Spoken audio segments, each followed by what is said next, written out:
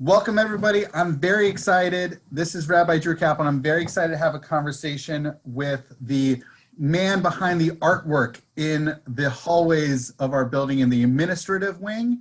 This is Mordechai Rosenstein. So Mordechai, thank you so much for joining us today. My pleasure, believe me. I'm looking forward to it. This is great.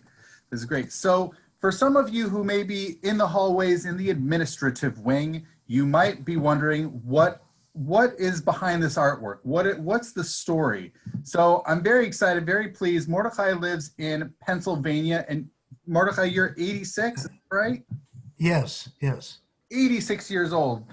So Mordechai here is the contemporary of many of you here in the building, and we're just going to get rolling. I'm very curious to hear the story behind your art and your inspirations. Okay. That's called Joy. That's a very early piece. Yeah, it's 1979, right? Right. I believe it was 79 or 80. An early piece. Yeah. And what I did there, I put the letters together. I didn't know if that was legitimate, but I had the letters creating almost like a lacy effect of the letters. And that's why I have the big, bold harp with the multicolor, which represents all types of music, like the rainbow, like all shades of music. Really? Cantorial to symphonic is represented. And I use the three strings that I understand that David's harp had three strings. I think I heard that somewhere. So that's the idea. And I put the letters together, and they have a shape that I really have never used since, like the same weight letter. There's a little difference, but back in the day, there were no books from Israel with typefaces or Hebrew calligraphy. Really? And you can get books now with different Hebrew typefaces, but no, not back then. Well, maybe they started to be, but I didn't have any available. So I came up with this typeface. Maybe I saw it somewhere, I'm not sure. But it's the only time I ever really used that particular letter with same weight throughout.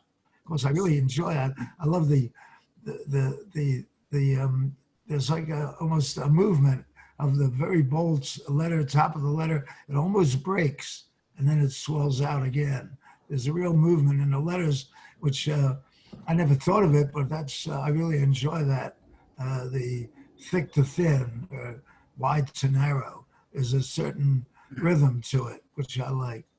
So you normally notice I also put the vowels up into the body of the letter. Another thing which for me was like earth shaking. Could I get away with it? To move all the vowels inside the letters. That's which clever. Is a device I use now and then. But this is rare in that you usually alternate the typefaces or the sizing. Well, in most of my later work, the letters became more important, became the image. Here I was still sharing space with an image, but you'll find later on the letters are predominant and they form the image. But this was early, and it was large also. If you notice later on as we get along, the pieces were smaller, more practical size. Like this was, I think, 28 by 36. I think it's very large at 24 by 30. But when you have every artist needs a merchant to guide him. So that's why the first piece I ever did was a piece for physicians. We get that sell to physicians. I would never think of it, direct it. What was it? So we lowered the size. Now for the last many years, all our images are 20 by 24. And it's a lot easier when you have a show and you're leaving and packing up that any box will take any picture. If you think about that, you don't have to look, where's the big box? So, and we found that sometimes they were just too large. People just said, it's too large. I don't have room. So we're in a size for many years now. But this is a little larger than the work of the last many years. It was an early one. Also, that Shalom, that piece is also larger. That's early work. Right, which we will get to. One thing that really is fascinating to me in looking at this is how there are a lot of like sort of more kind of definitive lines or edges, whereas the bottom of the colors here have a less defined sort of end, as it were. Right? There's a lot of straighter lines. Does that make sense? Oh yeah, no, the edges. That is like the music is not confined, but it's just it flows. Yeah. I'm not really sure why I did that, but it may be that. But it was Yeah. very conscious that I did it. That I didn't want to maybe lock the music right in. Like, the harp was the harp, but the music is sound, and it doesn't have an edge. It just flows. I suspect that's what I had in mind, but Yeah. that's 40 years ago. Yeah, and the instrument is very defined as a hard shape, something definitive and concrete, whereas I like what you were saying, the music is free flowing and it doesn't have the same barriers. Right. I also took artistic license. Yeah. The Vav should be between the Lamed and the Mem, but it's between the Shin and the Lamed, actually. Yeah. So we have here Bakesh Shalom Vrod Fehu, and I believe this is another piece of which we have two copies of here. Uh-huh. Boy. Yeah, these are early. These are large. Yeah. Yeah. So you can see that I took artistic license to put the Vav to the side. So it's almost like an abstract design. Yeah. Using the letters. Here they're becoming more prominent. The flower was back in the day when the National Guard was out at the schools and the kids would put a flower into the rifle. Oh, yeah. So that's what you had there, Shalom, peace. And also, the piece that was made between mankind and the Creator, the rainbow, that, that we would never destroy the world by flood again. Yeah. So the image, I really have to have a reason for everything I put in. Otherwise, I call it pushing paint, and you just don't want to do that. Oh, so really? Everything has a reason. Oh, yeah. So you're very conscientious about what you're doing. It's not just haphazard. Oh, yeah, very kind. Yeah, that's my reason. Oh, yeah. So no matter if it's a small name or a large piece like this, gets the same attention. It really does. It's for me, it's being creative. That's what I do. So size doesn't matter, or that's from a small name to a large piece like this gets the same effort and attention. Mm-hmm. And it's really interesting what you did below with the two shins, as well as the final mem and the fey, as coloring them in. Well, where they were closed, I don't know why I started to do that. But also, I thought they were interesting shapes, and they gave some weight to the letters also. But I studied with a famous abstract expressionist. His name was Franz Klein. He was known for his black and white paintings. And he said that, there's no negative areas. Everything's important. One defines the other. I mean, there's the shapes that happen in between the letters. I was very conscious of that, the resulting letters. So, the resulting shapes, which do define the letter. They're just as important. They describe the letter. Whether it's going to be fat, thin, this. So that's what I'm doing now. I thought there was it was timid at first. I started to color in some of those areas that were completely closed. You notice, the kuf and the hay, I couldn't put in the color because there was no line confining it. But later on, I transgressed that. Oh, yeah. So this is still early on in your art career. Yeah, it's like I guess probably 80, that piece. Yeah, it is. Yeah. Yeah. So now we were just coming out now. You couldn't go into a Hebrew bookstore and find anything like this. What they had were pictures of the Temple Mount in black and white. Yeah. They never had letters this big in color. Just didn't happen. You know, when you walked into a bookstore, it was books, and maybe they had a picture up on the wall. Today, you walk into a bookstore and you say, "Where are the books?" Because they have a wall of Hebrew ketubot. But Yeah. 40 years ago, we were very kind of unique. We were the only ones out there. David Moss had really broken the ice and started to do ketubot. David Moss, many years before. Uh, you know, I was living in the village as a bachelor, and my Mhm. wife came down. We were going to go out on a date. This was, Yeah. we were married in 62. So this had been like about 1960 or 61. She came down with a Hadassah magazine that had a David Moss ketubah on the cover. Hmm. And she said, "Look, someone else is doing Hebrew calligraphy." You know, I used to come home from designing, and my relaxation was Hebrew. We'll get into that. I was doing it since I was in high school, Wow. working with the letters. Again, with no instruction. The Yeah. Forwards newspaper was my textbook. Oh, really? We used to get the forwards, of course, every day. Let's see. Another 1980 piece is this. Is this Yonah piece? Is that in 1980? You sure? Um, yes. Oh, okay, because that Modani is also very early. Yeah. Well, this, you see, I decided to use the instead of the words, I was using the shape of the story is actually about the big fish and being swallowed. So I used that shape. Uh, and the letters are really very, uh, only describe the images. The letters, I didn't use them to create the fish or anything like that, which I usually think I would have done, but I didn't do that. I used the fish with the ship in the storm and Mhm. Yaffo, where Jonah left from, and Nineveh. We sat under the gourd, and remember it was withered, and he complained, "Yo, I'm getting hot here," you know.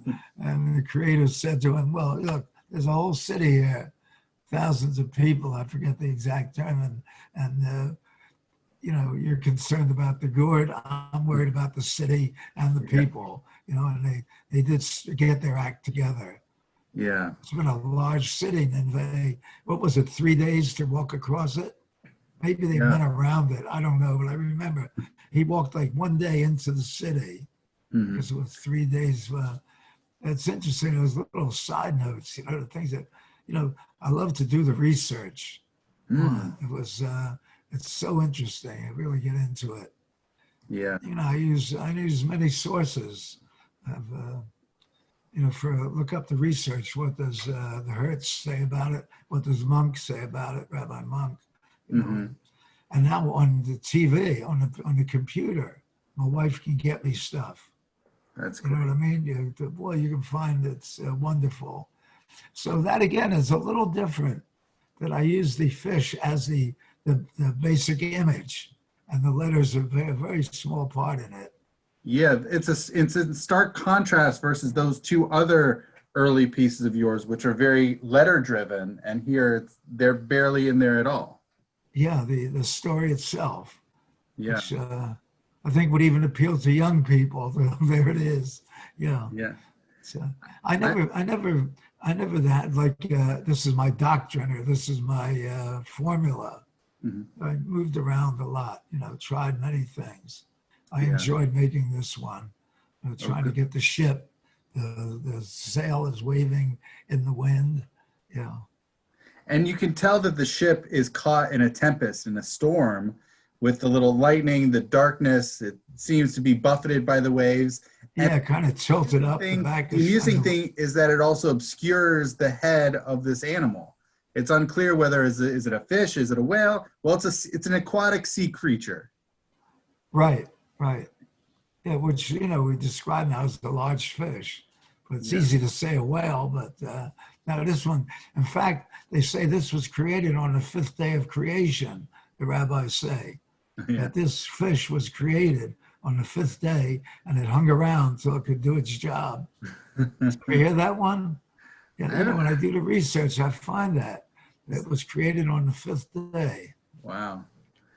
Wow. And yeah, I also am, one of the interesting things that really pops out is how you characterize Jaffa, Yafo, and Nineveh, as Nineveh is being shiny, it's being sunny, it's bright, whereas Yafo is, it's a sea town, it's got its port. It doesn't seem as bright, but that's really fascinating, making Nineveh really bright, and having Jonah seeking shade in that Kikayon, that gourd. Well, yeah, so it was a pretty sunny day, Yeah. when it withered, and the city was, I guess that was probably why I did that. But Yeah. Jaffa was just like a seaport, just strung out on the edge of the ocean. Yeah. And he took off for where? I think we call it Spain, was it? Oh, really? Well, I think it's been interpreted as maybe Spain. Hmm. I forget the Hebrew. He was heading. He bought it. Remember, it said he bought a passage to somewhere. To I don't know. I don't have the Chumash in front of me, but Yeah. I have to look it up. the word has appeared again. It wasn't a strange place. It Oh, was he found a ship someplace. going to I just thought, Tarshish. He found a ship going to Tarshish. Tarshish, yeah. I think that's been interpreted as Spain. I don't know, maybe it was Cyprus. I don't know. Yeah. Gosh, I don't know. Whoever bought these had good taste, and they different styles. Very nice. Yep. Now, the next thing that we have from you chronologically is one of my favorites, which is this, which is a variety of, it's 3 separate things from 1983 of yours, and they are from Pirkei Avot. One is from chapter 2, one is from chapter 4, and one is from chapter 6 from Pirkei Avot. And the one on the right is, I think it's from Rabbi Tarfon, that you are not free. Lo alecha hamlucha legmor. Right. Yeah. You can't complete the task, but but you're not free from it either. The middle one, Right. from the beginning of chapter 4, it's a statement of Ben Zomas of who is rich, one who is happy with one's portion, and one all the way to the left is what is it? Yoter miludach aseh. Yeah, so you got to You do more than did- simply learning. Well, I feel bad now. I never credited who said it. I only said that I gave the translation, but I didn't do. Yeah. I didn't write in. Ben Zoma, and the one, the middle one's from a statement of Ben Zoma's. The one all the way to the right is a statement of Rabbi Tarfon's at the end of the second chapter. My Tarfon, yeah. Well, I did all 6 chapters plus a cover for Seymour Rossell. Really? I think he was the printer, or was he the scholar? No, Seymour Rossell. Oh, I think he was the printer. okay. And from It was who taught at Brown University. Jacob Neusner? Yes, right, Jacob Oh. Neusner. Seymour Rossell printed it. We met all these people at the conventions. So, Oh, yeah. The Synod Reform Rabbi, Rabbinical Assembly, and the Women's League. We met the publishers, Seymour Rossell, and that's what it was. He was teaching at Brown at the time, Jacob Neusner.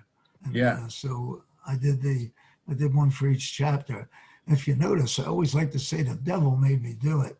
If you look at not your job to complete the work, the word ligmor on the bottom, the Yeah. resh is incomplete. Wow, I had not noticed that before. Right? I snuck that one in. That is clever. When you're working Motzi Shabbos about 2 a.m., this stuff creeps into your mind. That used to be my favorite time for work, Motzi Shabbos. Oh, yeah? I see the sun come up on Sunday morning. No phones, no calls from the office. You've been sitting around a full day. Boy, let me get down into the studio tonight.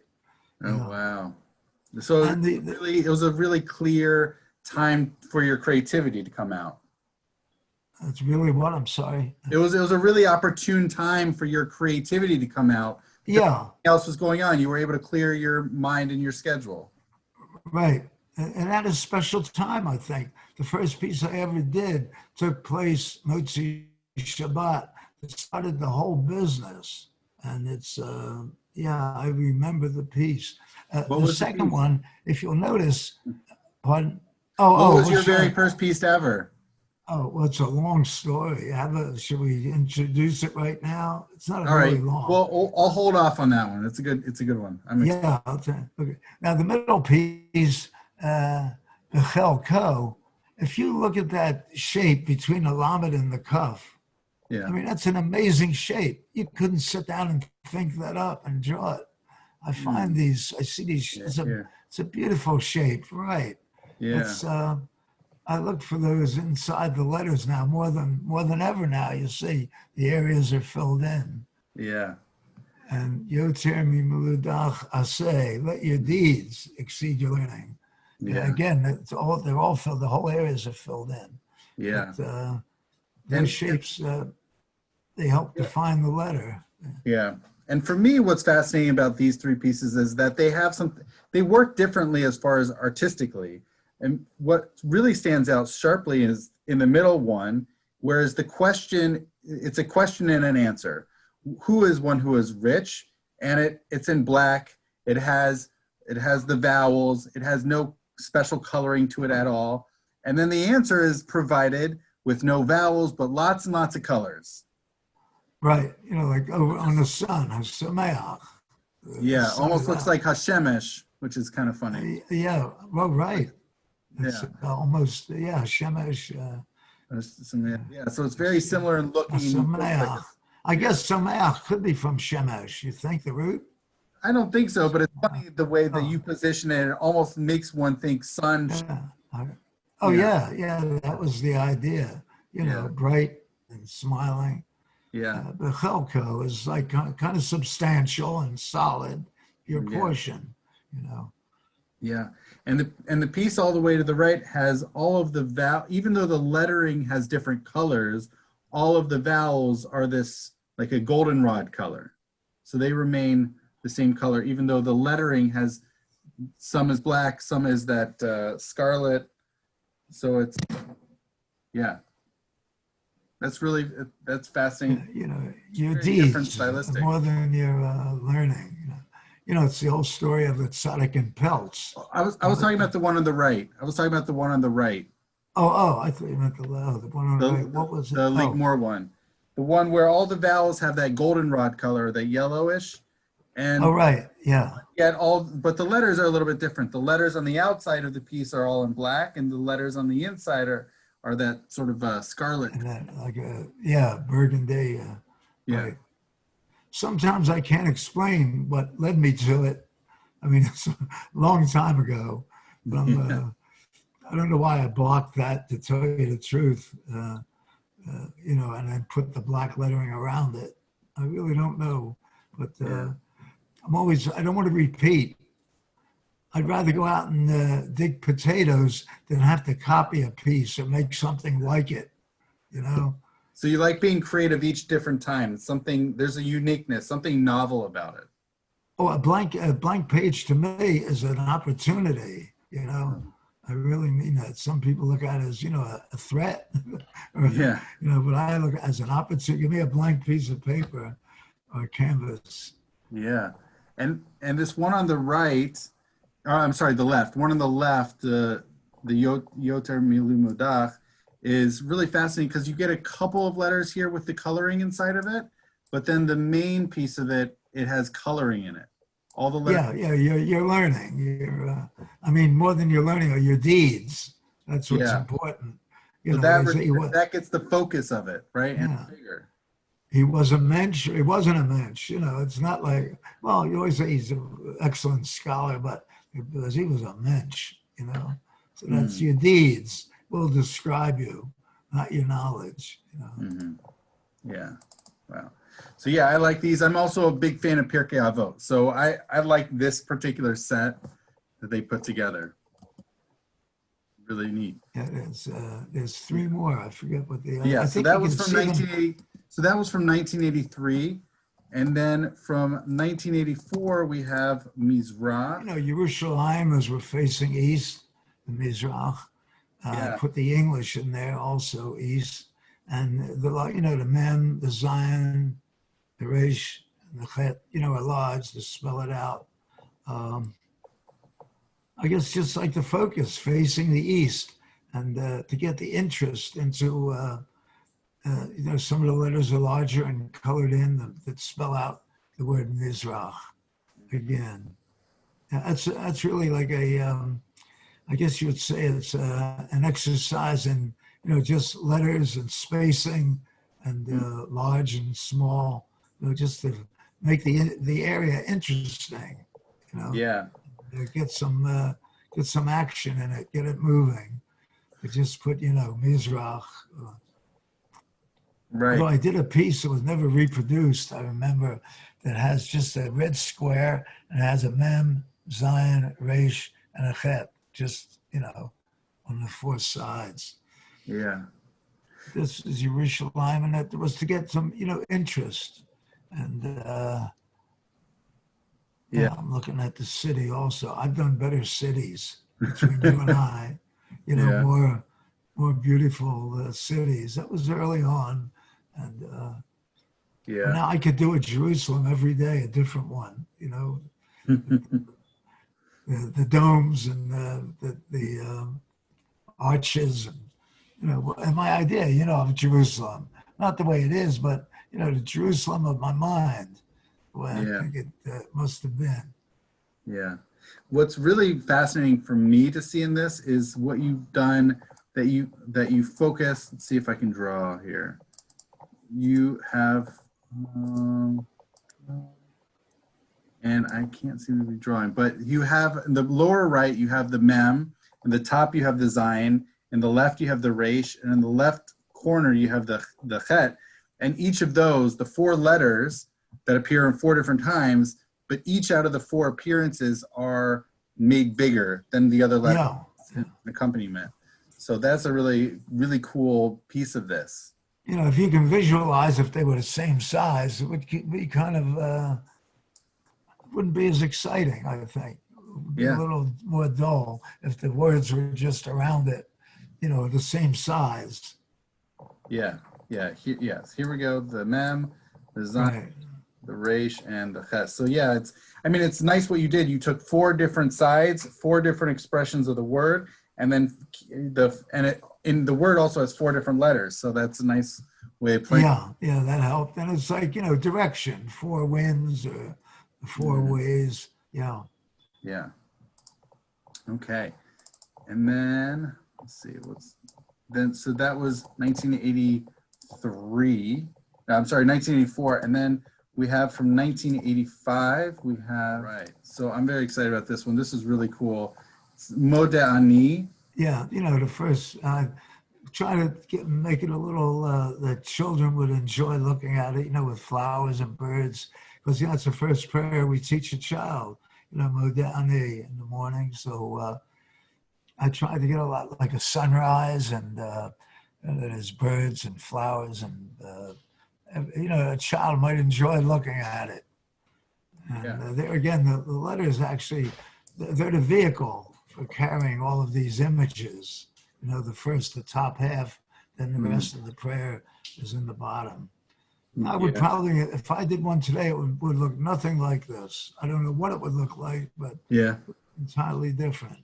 But that's what my attempt there was, to make it appeal to children also.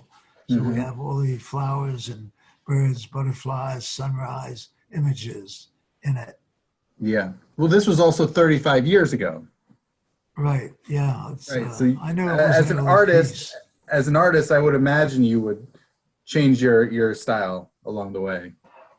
Oh, you have to grow. Oh, I got to tell you, off the record, when we first started, I don't know, you probably didn't know Saul, the first business partner for 35 years. So I remember I did it. Well, he was new to the art scene, and I remember I made a piece for physicians, and it sold. He said, make another one like it, like knock it off, sort of. What a good idea. He's a merchant. If that's sold, make another one like it. Right. I explained to him, I'm on a trip. I'm on my way. Like, I'm not going to sit and, do versions. And he was, he never said anything again. And there we are. After 35 years, we were on the road. But you mentioned that it has to be different. Yeah. It just has to be. Yeah. So I mean, for me, this is really fascinating to look at as far as having mostly it's stuff from nature that really shows through in the, certainly you have the first three words, Modeh ani lefanecha, that are the big letters with a lot of color, bursting with color. And then you have mostly, it's like flowers, you have a butterfly, a dove, maybe some, I'm not sure if it's a rocket or something, some stars. Oh yeah, right. A It's shooting bursting with star. Yeah, energy. yeah. And of course, you have the sun seemingly with between Modeh and Ani, which is, so it's bursting with, it's almost spring or summer like. It's bursting with energy and radiance. And also morning. In the morning, yeah. Yeah. I don't think I ever used that color as a basic color ever again. That sort of yellowy color. That yellowy color, yeah. Yeah. I don't think I ever used it again in that large an area as a primary color. Really? Oh, right. So that's Yeah, fairly rare then. I think so. What was your first piece? So 1979, which we have a piece from 1979 and one from 1980. So early career. What? And that was around the time you started, right? 19, yeah, and like October and November of '79, our first show was we went to the United Synagogue Convention at the Concord Hotel, but we had to go up to New York and submit. I had 3 designs. We had to submit them, and we got approval that we could have a booth. So they set us up, in between some booths, like in the middle. I don't know if you knew the Concord. Well, they could set up some kind of temporary booths down the middle of the hall. The booths were on each side. These spaces, they created booths. But how it really started, this is, well, I was doing lettering in New York. I was doing ketubot, actually, before I knew anyone else was. I was doing ketubot. Well, after art school, I went to the Army and I came back and I went right up to New York to work as a textile designer. And there were a lot of art students, buddies from art school in New York. That's where we went for work. When were you in the Army? 1955 to 57.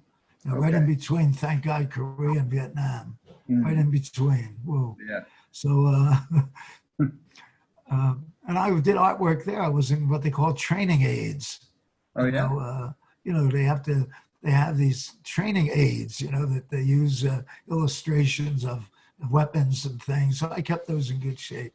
Anyway, I went right up to New York, and I don't know why I knew. Well, since David Morse, I knew about ketubot, and once in a while I would do it for a friend who was getting married, and they enjoyed it. They appreciated it. So let's see. I want to get it all kind of right. Well, actually, my ketubah was the first one that I did in When was that? 1962. 1962. I remember going with my bride to the rabbi in Long Island. I forget his name, wonderful man, an Orthodox rabbi. And I said, can I do my own ketubah? He said, certainly, because it's, well, he gave me permission to do it. Because, it's not anyone can write one. The God is not mentioned. It's a contract. Yeah. Plain and simple. So, anyway, I did my own ketubah. Then I started to do them for friends. This was during the 60s. And I worked in a textile firm until 67, when I went back to Philadelphia, because as an art student, I had worked in my uncle's frame shop in the summers. He had a beautiful big frame shop. So I did, I did everything. I helped everybody. So I came back in 67, and I worked for 9 years. I didn't touch it. I didn't touch a brush or a canvas.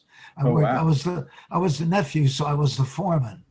But I knew all these men from previous years. I knew all of them. They were all veterans who got a job and you stuck with it from the Second World War. So it was the same guys, the same crew. Hmm. But then my uncle passed away, and his son-in-law and daughter, they retired and sold the business, but not as a business. They just sold it off. So I was unemployed. So I opened a frame shop. That's what Yeah. I knew. Yeah. And that was like in 76 or 77. I opened the frame shop, and my wife, she kind of ran it, and I converted a bedroom upstairs into a frame shop because we rented a house from my father in Philly. And it had a store. It was over a store, which I used as a frame shop. Yeah. And we weren't making much of a living. I was doing nice work, but night and day. And, my wife, when we got married, she was secretary to the editor of 17 magazine. Oh, wow. She had an office on Park Avenue across from the Waldorf, and I was the lover from the Schmata district, 7th Avenue. I worked at Broadway and 40th. Yeah.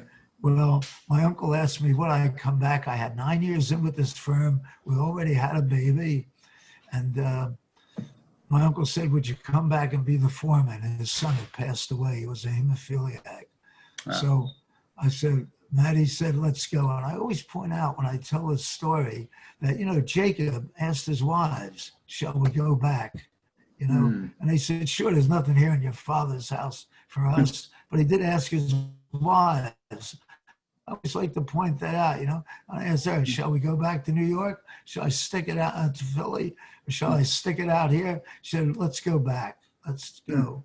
And so after 9 years with a little baby, back to Philly. And I worked 9 years. I wasn't Shomer Shabbos at the time until much later when I ran into Chabad with my well, I had been to a Hebrew day school, a Kiva Hebrew Academy. I was a graduate, first class, but that wasn't Shomer Shabbos. And well, our little girl, we wanted to send her to a nursery and a day school, and it was run by Chabad at the time. And one rabbi grabbed me and said, you have tefillin? And I did have tefillin for my bar mitzvah. And believe it or not, they were Chabad tefillin. Oh, really? I don't know how. I got them from an uncle of mine, who was not a religious man at all. So maybe just to know what he was buying. But when I brought them in, he said, these are Chabad tefillin. But you could tell by the knot how it was tied. So let's see, where am I? Oh, so we opened the frame shop, and then we weren't making a living really. Now, someone in the neighborhood knew I was doing. I put up some Hebrew calligraphy in the store. I also had what's his name? That did a conservative, did a reform. Leonard Baskin. He did a Haggadah, very beautiful. I had Leonard Baskin's. It was kind of Jewish art in a way. I had up there. So I was doing some Hebrew calligraphy. Just put it up. Maybe a Mizrach. There was a dean at Temple University that was involved in Russian Jewry. So they wanted to honor him. And someone in the neighborhood, I forget her name, figured, could you make a piece, with the word Tzedek, Tzedek, Tirdov, justice shalt thou pursue. So I said, yes, I'll try it. Being an insecure, in my Hebrew calligraphy work, I made one on a Saturday night. I had my shop I was doing the work that I'd come in. I still had the shop. So I did the piece at night, Shabbos, Motzi Shabbos. And then I said, being an insecure artist, I made a second piece. The second piece, I remember doing the first stroke. I remember doing the whole piece. I remember when it was finished. I remember going upstairs in the morning, and Maddie said, how was it? I said, I think I got it. I heard the angels sing. I like to say that. When I finished this piece, I walked upstairs. Now, they came in to pick the piece they wanted. They took the other one, which I don't even remember what it looked like. This is the weird stuff. I don't remember what it looked like. But this one, I remember when I did it. I remember the feeling when I went up, when it was finished. I get the chills now thinking about it. This is laying in a drawer. So Maddie gets a call. We're not doing really well. So she gets a call someone said there's a job at the School of Performing Arts and Development. Who would you recommend? That was a rainy Tuesday afternoon in 1979. She said, I want that job. She said, out of here, we're closing this shop. You'll find work. I want that job. She interviewed and started work Wednesday morning. Wow. So I closed the place and I started to just do the work I had that came in. Mm-hmm. Someone calls, she wants to pick up her work. I said, sure, you can just knock on the door and I'll let you in. She doesn't come, but her husband. This is the nace. This is the linchpin. This is it. Olmec Shlomo Zalman. Olmec, he knocks. Now it's the whole story what he was doing. His father was first Volkswagen dealer, but he left because his father had a partner. He said, I'd never inherit the business. So he left it after many years. And he was wholesaling automobiles on the street. That's a whole other explanation. He don't have an office. His car is his office. So he stops in and he picks up the work and he starts to look around and he see Leonard Baskin. He belonged to a synagogue because his kids were in Hebrew school.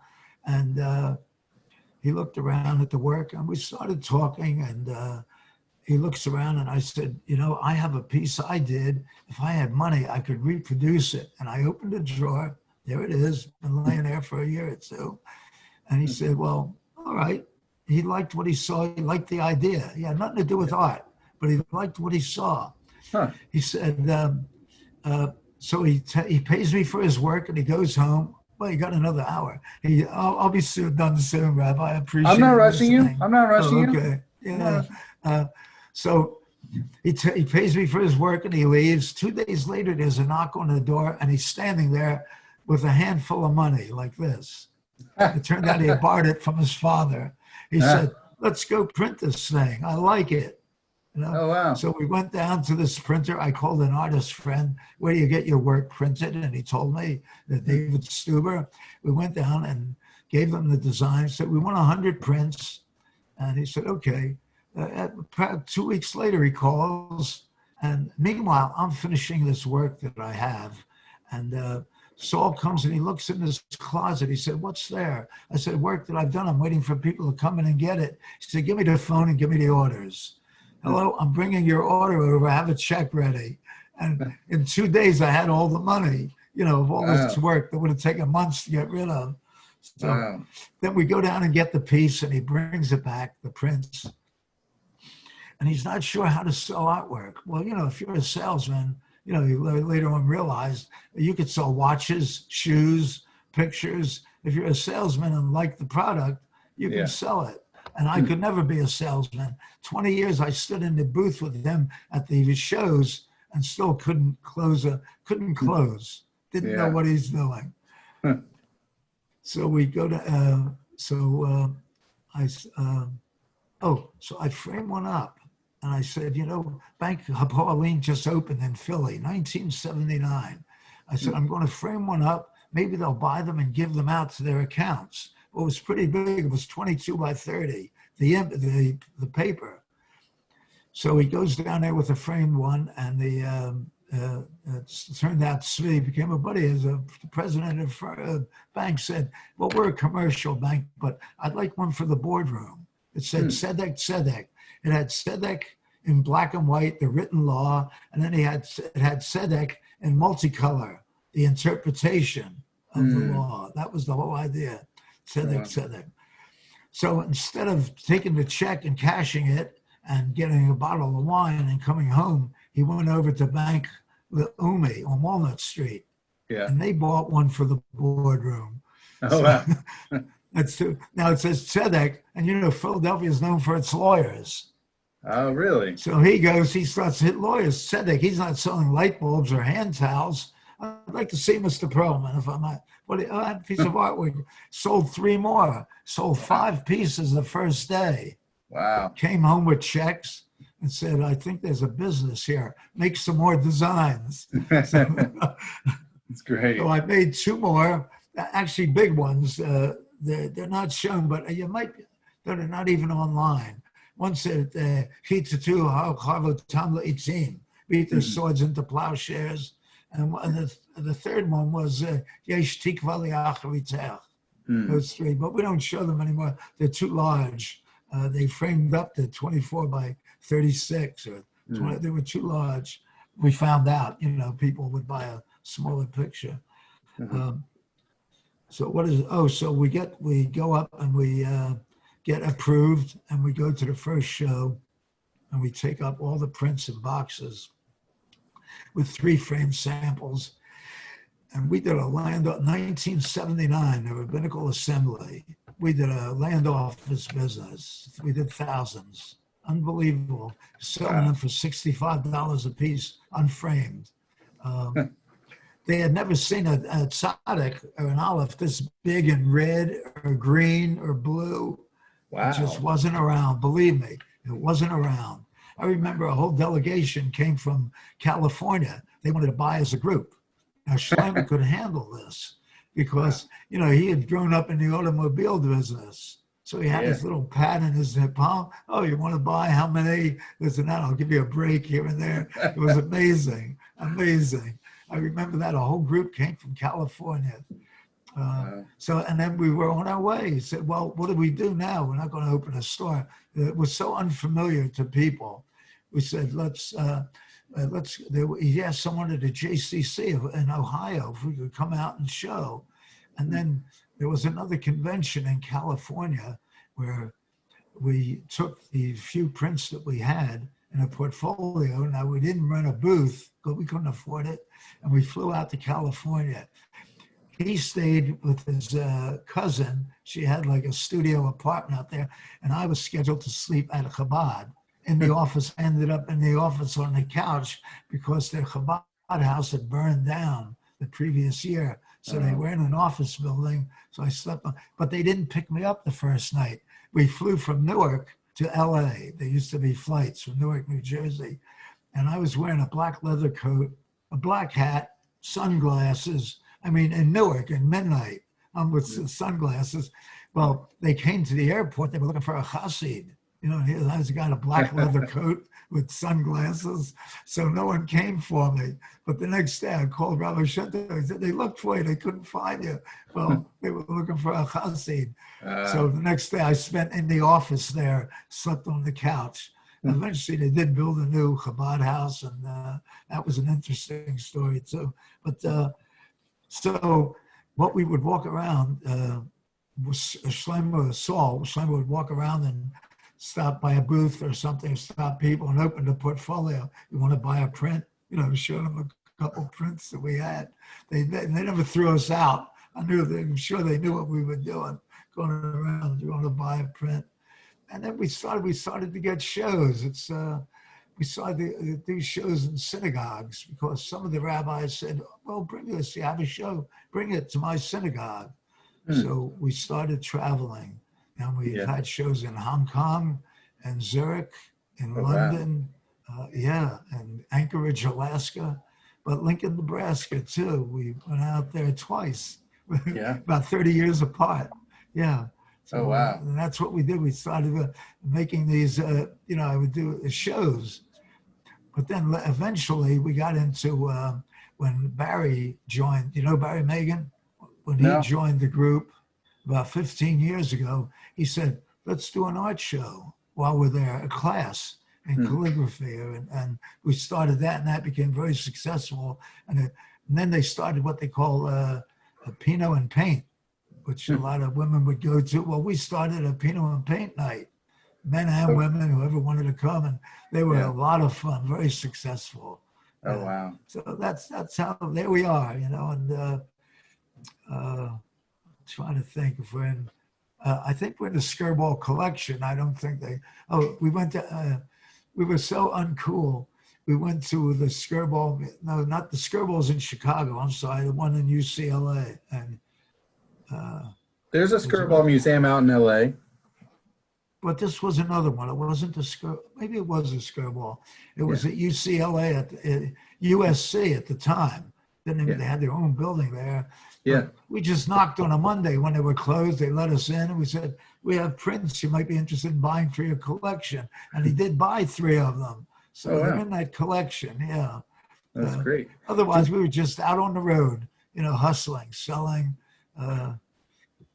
Well, Barry was how things changed. You know, Schleim and I would fly into Minneapolis on Friday. We do a Friday or Saturday night show, fly out on Sunday.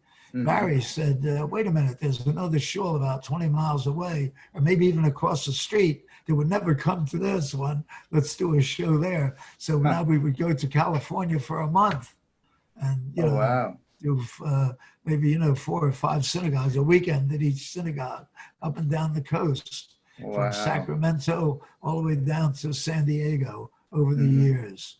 So, but Wow. So you mentioned when you started in the 70s into this, there really wasn't much out there as far as Jewish art, or maybe more specifically like Hebrew calligraphy. Art. Hebrew calligraphy, yeah, it Yeah, wasn't Hebrew out calligraphy. there. Yeah, Leonard Baskin had done some, a Haggadah for the Reform movement, but and there was some Hebrew in it. But it was an adjunct to the picture. Like if it was, let's see, who would it be if he did the Haggadah? Well, the four sons maybe just Hmm. would put the four sons. The Hebrew, the Hebrew was not a major part of it. But I really think that I kind of started that, David Oh, yeah. Moss and I. But really, the big Hebrew letters in color. It was Huh. amazing. People, that first show, we did amazing business. Oh, People had wow. never seen it. They all wanted to take one home. I say I wore out the carpet at the Concord, going back and forth to get the prints and tube them up. That's We great. brought them flat. Yeah. Yeah. So Wow. that was a career. Now it's kind of we don't travel anymore. The synagogues are not happening, but eventually they might. Yeah, and maybe Yeah. if I'm well enough, I'll be on the road again. Who Yeah. knows? And And and I go by train. I gave up flying before 9/11. I guess I was wow. claustrophobic. I couldn't take it. I didn't Yeah. enjoy it. Didn't Mhm. like it. And I got to a point, I guess I felt strong enough. I said, I'll go by train. And actually, a lot of times it costs a lot more. Like LA is 3 days. Barry, when I'm leaving LA, like we would sleep near the airport, and Barry would get up at 5 a.m. and get the flight, and I would get the bus that goes to the, Train what do you call station. The it? Union Station in LA. Yeah, it went to, it would, no, it would take me, yeah, it would take me to, no, to the airport. At the Oh. airport, there was a bus going to Union Station. That's Oh. right. And I would get there, and they would load up about 4 p.m. Barry would call from Philly. Mhm. Are you on the train yet? Yeah. But I That's good. enjoyed it. I saw a lot of the country. I mean, I enjoyed that trip. That's great. Back and forth. I never tired of it. Yeah. Wow. And when did Hebrew calligraphy in the U.S. really I get more people? Was it in the 80s, 90s? When I think I think it started even in the early '80s. There was a young lady from Harrisburg, Pennsylvania. I forget her name. That would show up at the Concord Hotel, starting to do calligraphy and ketubot. Mm. That was the entry, ketubot. And then Oh, remember God. we met a woman. Then there was the Pomegranate Guild Oh, yeah. of women artists who had worked in fabric and everything. And I remember in one city, maybe it was Minneapolis, a woman came, she had done the Ten Commandments or lettering, on the fabric. That was starting to happen, that the letters were becoming, important, Huh. becoming a vehicle for artwork. Oh, wow. So now, like I said, with the Ketubah, it really blew it open. It Mm. really did. And now, chuppahs and even, arcs. And then there's, synagogues that have calligraphy on the walls and the designs. So Mm. letters have become important. Uh, Not in too much stained glass. I don't see it too much in stained glass, except for my windows in West Bloomfield, Michigan, at Yeah. Shir Shalom. Uh, Yeah. I think it's Shir Shalom, West Bloomfield, Michigan. Now, a lot of times as an artist, you have to submit to a committee. That's always dangerous. I remember we laughed one time. The head of the committee showed up and he was all in beige. We don't have a chance. I mean, we do color, uh, but Yeah. I remember the windows, they're large. They're 5 feet wide by 18 feet tall, 6 of them. It Mm. shows, I think it's on, you could find it on our website. the stained Right. glass windows. The committee was the rabbi. He liked them, said, do it. Because he had built the synagogue. He was his own kind of creation and made his own congregation. Daniel, not Daniel, but Daniel in West Bloomfield, Michigan.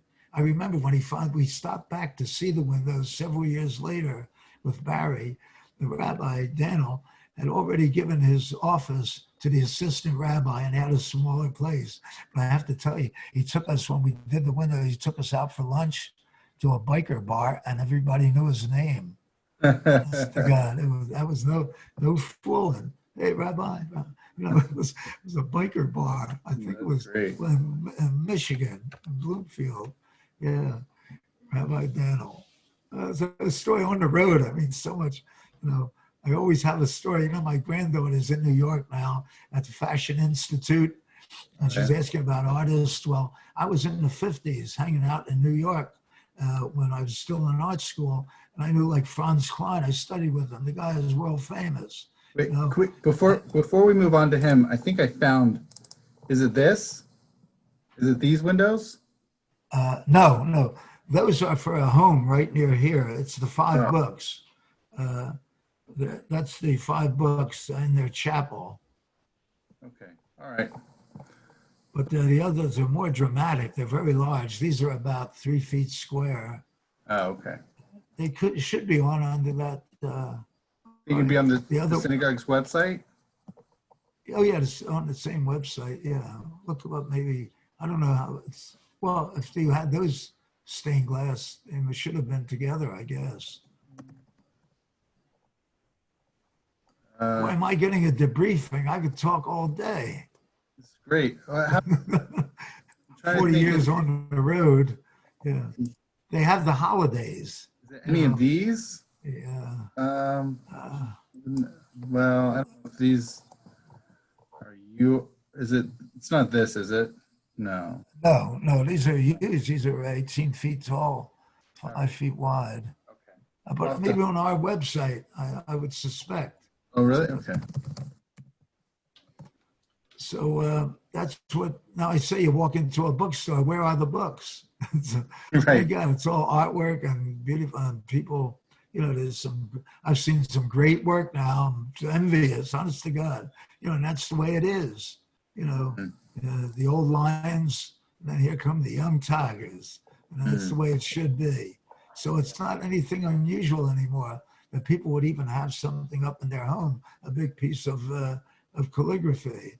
I mean, have you? How has it been for you as an artist in the Hebrew calligraphy field to see it develop, especially in the last few decades, versus when you? I think it's fantastic. I really do. I say there's work that I envy. I mean, they're doing beautiful work, very creative, and so many people.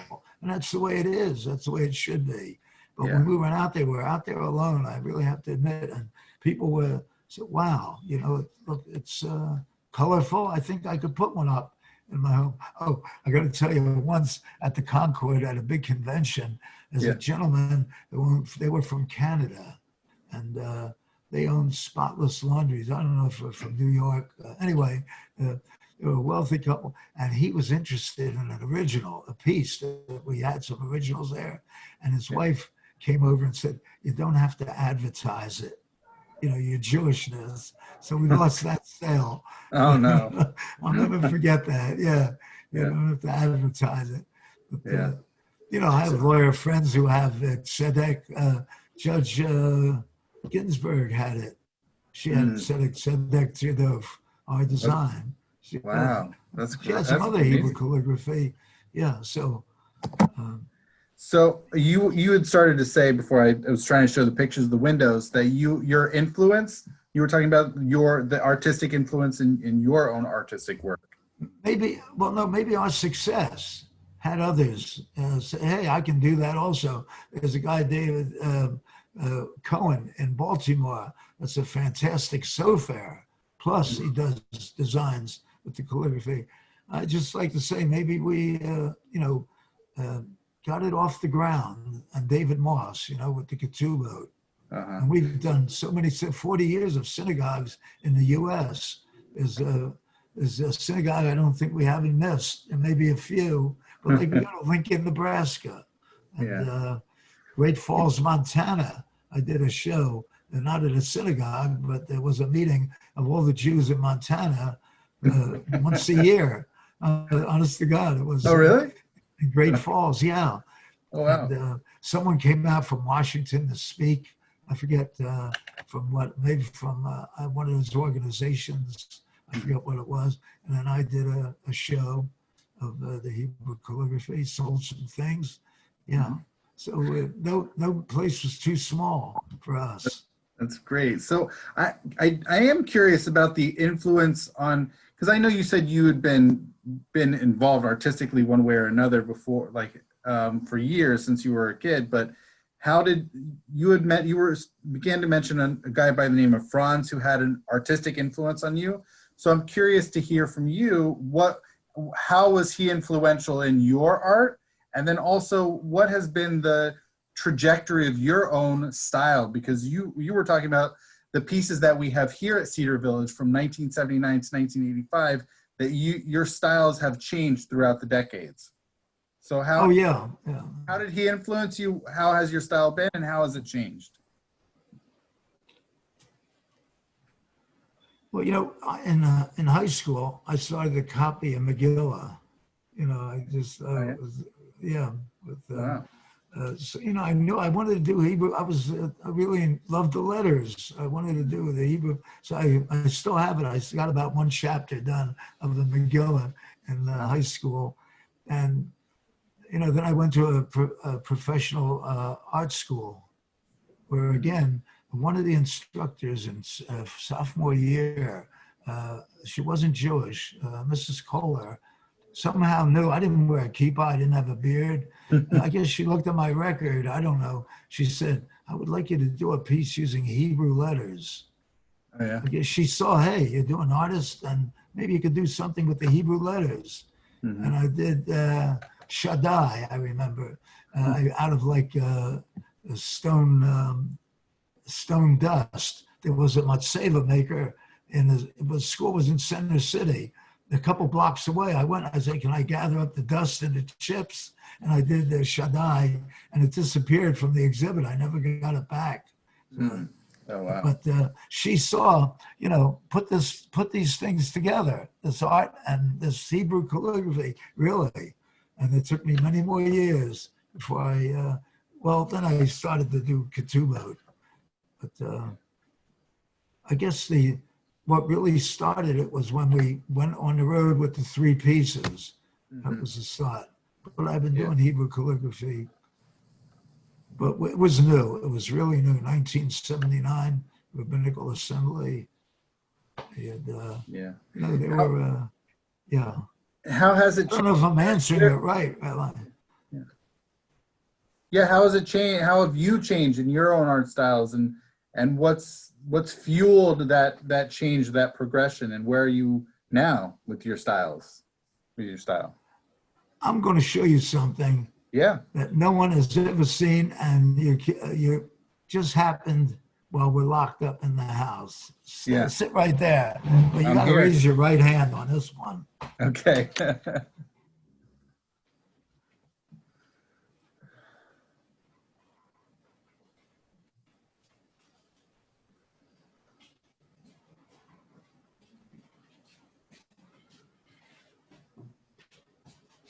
Can you see this?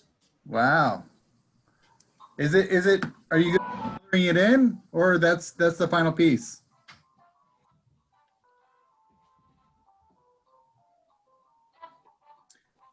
Are you going to be? Can you see this? Is that the final piece? That's it. Tikkun Olam. Wow. That's where I'm at. Yeah. These last couple of weeks, from all the way through everything. Now, no one has seen these. Nobody. Sneak peek. Franz Klein worked in black and white. Oh, you get back to your roots. Oh, wow. Again, it's, attention to the areas. They have to be just as interesting. They're just as important to the composition. Wow. But that's where I'm at. It's kind of crazy. You should ask. I'm back to Franz Klein, black and white. Coming Through back the to your whole- origins. It's kind of crazy. Well, at 86, you start to worry about, you can only look back. Yeah. But it's funny that this is in the last few weeks.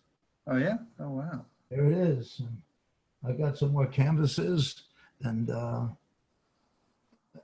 get real satisfaction out of it. And it's still the letters, still the letter forms. Can you read it? Tikkun Olam? Yeah, Maybe a little right hard. now on the screen, I can see the tikkun, just not the olam. Yeah, Ayin, Vav, Lamed, and Sophie. yeah, that's great. Yeah, that's It opened up. going on. Like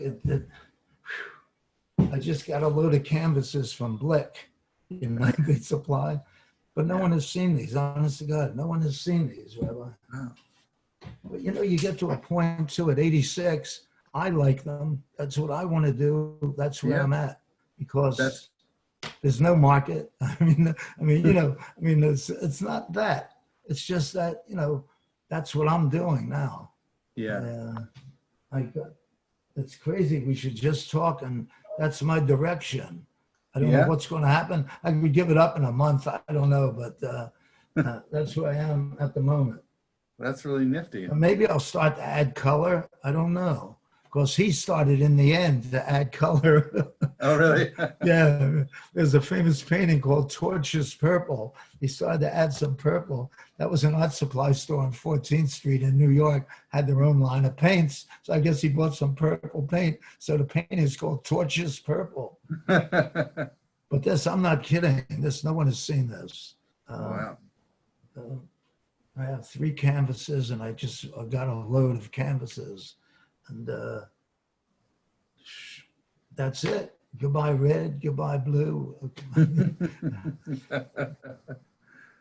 Wow. Oh, I'll get back to color, I'm sure, Yeah. But this is, boy, I like them. And that's what happens when you're 86. I don't care, what business you're in, what you're doing. At 86, that's what I want to do, whether it sells or not. That's, Yeah. These were not done, because maybe they'll buy. I did them because I had to. I really mean it. Oh, yeah? I did one, and I said, wow. Well, actually, I started to do New Year cards. And I do a little sketch on inside. I have a card called, Good Year, and I send it to about 50 people. But it has one side is blank. I guess, so I started to do these black and white drawings of, Shana Tova, Shana Tova. Yeah. Well, I did 50 of them in no time. I mean, I just one after the other, and each one is different. If there was a musician involved, I worked up music into it, or artists, or it all happened within just because we're locked in. Yeah. So let me ask you, Mordechai, how has this, you're showing us this picture of Tikkun Olam. How else has the lockdown, the quarantine, affected your creativity? This is clearly an interesting direction for your artistry. How else has it impacted? Obviously you're not traveling around the country giving speeches to synagogues. So No. Yeah. How has it impacted your art? All of a sudden, it's the best thing that could have happened. Yeah. Sounds crazy, because I have all my time now, all my time. Like you had to set up a schedule. You wanted to speak to me. Yeah. Today, tomorrow, anytime. I'm like, wow, because I'm going to start one this afternoon. Yeah. After we're finished, yeah, because the canvases came, and sometimes you have to be in the mood also. Like yesterday, I couldn't do it, Yeah. But now I'm ready to unwrap a big canvas. And like I say, to me, it's an opportunity, not a challenge. That's a wonderful, a blank paper. that sounds like a really wonderful approach to it. Oh yeah, that's give me a blank canvas. Yeah. And you know, I can stand as long as I have to. You know, bend over. You don't hurt. You don't get hungry. You know. And Yeah. then you take your break. I never notice it. Sometimes I'll sit there, and my wife knows I'll sit there maybe for an hour looking at this thing. I'm working. I'm trying something. She knows already. And for us, when we got married, we used to sit there. You know, in art school, when you learn to draw, you're holding your pencil up and you're seeing where the top of the bottle hits the middle of the pumpkin. You know, you look at those lines. So I used to sit there. You know, we were sitting there maybe. And I'm going like this. I'm moving over. I'm lining things up to see where they fall. You start to draw, and you're drawing all the time. So she knows now. I'll be sitting there, and I'm moving my head, or I'm looking. She knows I'm seeing where does the bottom of that picture frame hit the lamp. You know, that's how you learn to draw in size. You relate. That's why you start with a string. You know, you always, when you start, Really? well, years ago, I don't know how it is now. We had a woman, a drawing instructor. She must have been 90, dressed like a nun. She had a bun in the back of her head, gray bun, gray skirt down to her ankles. Yeah. You know, and she was wonderful. What a wonderful teacher, drawing teacher. And, you know, now I think they start from models as soon as you get to art school. But back in the day, the last session of the first semester, she had a model, a young woman facing the wall. You know, so, you know, we finally had a live model. That's another thing with artists, man. It's like a physician. Now I'm working on my drawing. I mean, you know, you're trying to get a good drawing. Yeah. It's, you know, artists understand it, you know. It's, you just draw the body, which is, I remember a picture of Matisse in bed. You know, he's a very old man already, still drawing a simple drawing. That's the vocabulary, that's the language. If you can still do a beautiful, like black and white drawing, if you can still draw the figure, you know, the paintings, and that's all fine, but sometimes you just want to do a beautiful drawing, you know, a pencil drawing, a charcoal. Yeah. It's been an exciting life. Yeah. Really great. But that's funny. No one has seen those. I don't know what's going to happen with them, but eventually they'll be out there. Yeah, for sure. Did you want? How you doing, Shane? Were you outside all the time? Oh, she missed my whole interview, Rabbi. Sitting out in the sun. It's warming up here in Philly. Really beautiful. Yeah, it's getting nice in Cincinnati for the moment too. Yeah. Beautiful. That's great. Could you lower that, Shane? Thanks. You finished? No. I have hours. The rabbi's got a lot of patience. A lot of patience. I showed him that, Shane. I say, sworn to secrecy. Because, you know, where has this all led you? Where are you going now? I said, bam, there it is. Me and Franz Klein back together. It's wild. All right. Cool. Okay, so this Did you want to know where I grew up? Sure, yeah, let's do that. I grew up in a ghetto in Philadelphia. Yeah. It was called Strawberry Mansion in North Philly. There's not many people remember it anymore, but I used to go around when I went early 40 years ago, and, you know, maybe in Los Angeles, say, well, I grew up in Strawberry Mansion. Someone said, my father grew up there, you know, but not anymore. But it was named after a colonial mansion in the park, which we abutted on the river to the west.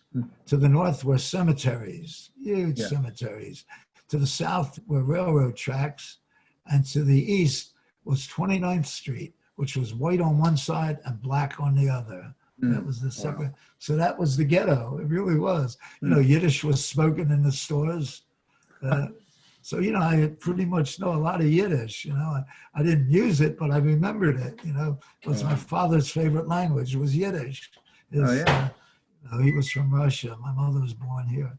So I grew up in Strawberry Mansion where, you know, like Simchas Torah with the flags, with the candles in the balcony, the shamas would have to chase you. They're going to burn the place down. You go up in dark places when you had the candle. So then we moved out of there in like 48. My father saw a place being built further out in the suburbs, and we moved out there. Hmm. But, they used to call me Murph. In fact, my wife still calls me Murph. How did I Oh, get really? the name Murph? Yeah. I was the only kid on the block that went to Cheder. They were all Jewish kids. They all went to Simchas Torah, but they didn't go to Cheder. They were mostly American parents, but my father was from Europe. So I would go to Cheder, which is right around the corner. So I remember one guy called me, he said, "There goes Murph." And that was my nickname forever. So even in Akiba, I was known as Murph. So, Yeah. That's really funny. But the only guy going to Cheder give me an Irish name, making fun of me. But they were good. It was it was during the Second World War with bonfires and scrap collections and air raid drills. Yeah. So then, anyway, I went to art school after graduation from Akiba, first graduating class. Oh, yeah? Wow. Now it's called the Barak Academy. The Barak changed the name. But I graduated there and went to art school. And I always like to say, maybe people are afraid, send their child to a Hebrew day school. You're going to cripple them for life, make them weird. So I get to art school. I bought a pack of Camel cigarettes and a pair of dungarees. And I was an art student. I was an artist. So, my 5 years at Akiba had nothing to do with art school. Don't be afraid. The kid he's not going to fit into the world if he goes to a Hebrew day school, which seemed to be diminishing at the moment. Yeah. Art schools? No, Hebrew day schools. Oh, Hebrew day schools. Yeah. I always wanted to be an artist. I had two uncles who were picture framers. And my father told me we had a cousin in Russia who never came over that was an artist also. So it's in the family. We call it the curse. My two grandkids, they can draw like a whiz, and she's in Fashion Institute. Wonderful artist. It must be fun to have those grandkids that are also artistically inclined, right? Yeah, well, he's 10. He's kind of given up. He got a telephone and his own computer now. But through the years, when he used to come after school to our house so they could pick him up. And we used to draw competitions. I could never win, But he was an excellent. He really had a lot of talent. Has a lot of talent. But when it'll happen or pop out, I have no idea. But my daughter, my granddaughter, she's artist forever. Wow. So she's enjoying in the Fashion Institute. Thank God she was in Italy for her second semester, and that's when the pandemic broke out. So they brought them back from Italy. They were right there in Florence. Wow. So let's see. I was always in artwork. Went to art school, worked for my uncle's frame shop. Yeah. Came out, my first job in New York was textile designer, and up there at 40th and Broadway. What types of textiles did you design? Men's shorts. You ever see those men's shorts with the patterns and the pictures? Oh, really? So that would have been the 1960s? Yeah. Yeah. Well, even like 58, I got the job. 1958, 59, 60. Yeah. Sears was a big buyer for our department. They were, for the Christmas outfit for the family pajamas. It was a pajama division. And then eventually I got out of that. I wanted to get into, I went into women's robes. I worked for a wonderful woman, Maxine, in Paris. Yeah. She was a designer and also an artist. She was from Philly. She had gone to art school, and she was the stylist. I was the assistant. And that was several years. That was a lot of fun. I really enjoyed working with her. Then I used to go to the mill when they were printing the textiles.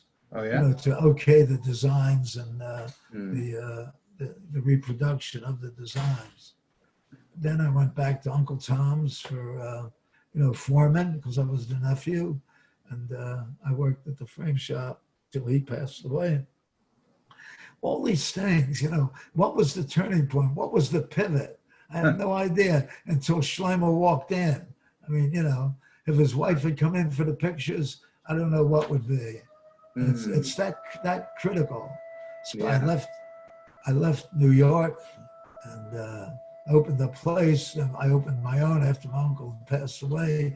It wasn't very successful. It was small, we could just kind of manage. And Maddie said, "That's it. I'm out of here. I'm getting a real job, and we'll manage." I always say that too. If your wife says we'll manage, you'll manage. So don't worry about it.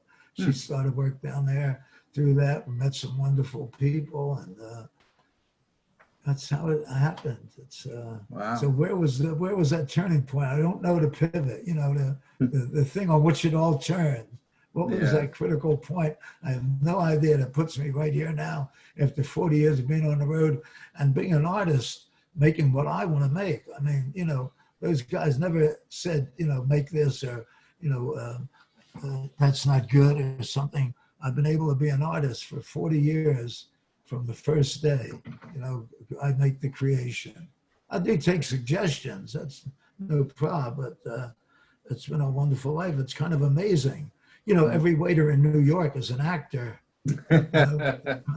You think you're in LA, sure. Right. But I was able to be an artist for 40 years.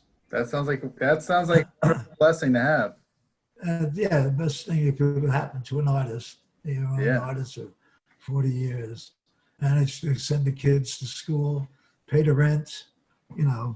That's what it's all about. I can tell you, after 86 years, you got to pay the rent. That's what gets us out of bed in the morning. Yeah. Yeah. I don't know if the rabbi would like that, but it's.